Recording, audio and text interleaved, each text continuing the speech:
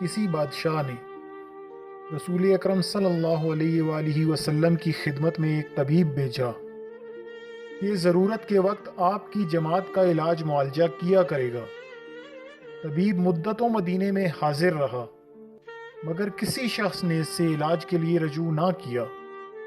حکیم نے یہ مسلسل بیکاری دیکھ کر آخر ایک دن آپ صلی اللہ علیہ وآلہ وسلم کی خدمت میں عرض کیا کہ حضور جانتے ہیں کہ خاکسار اتنی مدت سے صرف آپ صلی اللہ علیہ وآلہ وسلم کے جانثاروں کی خدمت کے لیے حاضر ہے، مگر اس عرصے میں میری طرف کسی نے بھی توجہ نہیں کی۔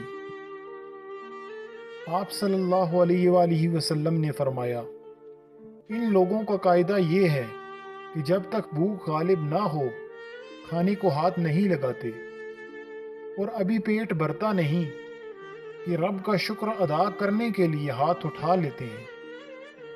اس لیے آپ کی خدمت سے فائدہ اٹھانے کا موقع کم ملتا ہے۔